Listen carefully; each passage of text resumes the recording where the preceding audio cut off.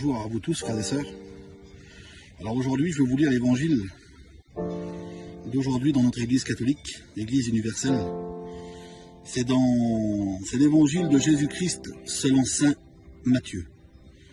En ce jour-là, Jésus se mit à faire des reproches aux villes où avaient eu lieu la plupart de ses miracles, parce qu'elles ne s'étaient pas converties.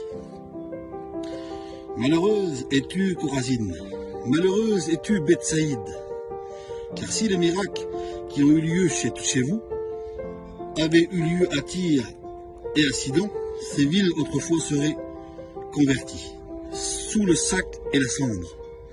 Aussi, je vous le déclare, au jour du jugement, Tyr et Sidon sera traité moins sévèrement que vous.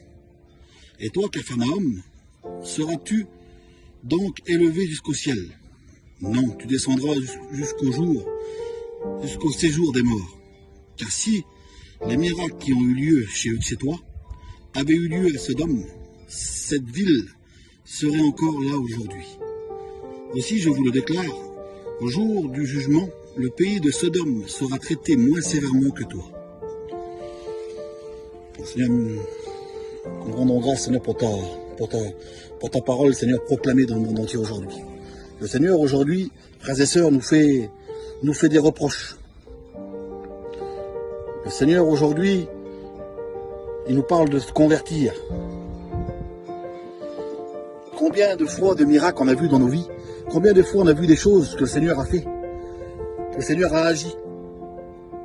Mais bien souvent, on s'est converti sur le moment, mais avec un peu de temps, avec un peu de route dans ce monde, nous avons été détournés du Seigneur.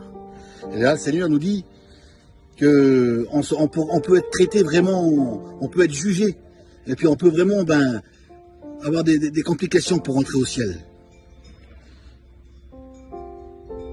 Le Seigneur nous parle vraiment de conversion. Vous savez, la ville de Tyr, dans la parole de Dieu, c'est la ville, elle est surnommée la ville forte. Alors vraiment, le Seigneur, aujourd'hui, il nous demande, il parle de ville, et puis à la fin de cet évangile, il nous parle de toi. Ça veut dire que le Seigneur, il parle pour chacun d'entre nous aujourd'hui. Parce que chaque jour dans nos vies, on doit accepter Dieu dans sa vie. On doit se convertir chaque jour.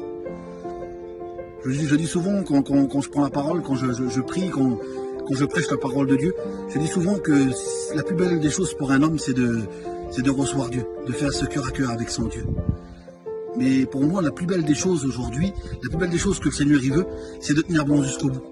Malgré les combats, malgré les tempêtes qu'on peut avoir dans nos vies, malgré toute épreuve. C'est d'essayer chaque jour de tenir la main de Dieu. Alors vraiment, frères et sœurs, aujourd'hui, dans cet évangile, le Seigneur nous parle qu'il a déjà fait des miracles. Il a déjà fait des grandes choses pour chacun de nous. Simplement, aujourd'hui, pour le souffle de vie qu'il nous a donné aujourd'hui, à nous et puis à nos enfants autour de nous, à nos familles. Et vraiment, je prie le Seigneur aujourd'hui que le Seigneur nous fasse montrer vraiment son regard à lui. Qu'est-ce que nos frères ont besoin? Parce que bien souvent, on a des combats, bien souvent, on est affligé, on est fatigué, on est découragé. Et puis là, on n'arrive plus à voir autour de nous qui a besoin. Alors vraiment, c'est important de prier, d'être toujours relié avec son Dieu. Et ça, on peut être relié que par la prière. Que de demander aux frères et sœurs de prier des fois pour chacun de nous. Parce que tout seul, on peut rien faire. Vous savez, le Seigneur, il nous dit, un frère appuyé sur un frère est une ville fortifiée, une citadelle imprenable. Et ça, c'est la parole de Dieu qui nous le dit. Vous savez, aujourd'hui, j'ai reçu un appel d'un frère qui m'a dit des belles choses, qui m'a réconforté. Et vous savez, personne ne peut savoir qu'est-ce qui se passe dans le cœur de l'homme. Seulement Dieu. Et quand on voit un frère qui t'appelle et puis qui te dit des belles choses, qui te dit des choses pour te réconforter, sans savoir ce que tu vis au moment, mais là on voit vraiment que le Seigneur il est vivant chaque jour dans nos vies. Et ça, je bénis le Seigneur pour ça. Alors Seigneur, aujourd'hui, moi je te prie Seigneur Jésus, pour tous mes frères que je connais, Seigneur, dans notre peuple, Seigneur. Pour tous nos frères qui sont sédentaires aussi. Seigneur, je te prie aujourd'hui que tu nous donnes encore le zèle de la foi. Et c'est vraiment, Seigneur, aujourd'hui, je te demande que tu puisses vraiment faire aujourd'hui, c'est qu'on ait vraiment ton regard, Seigneur Jésus, pour voir, Seigneur, qui a besoin autour de nous.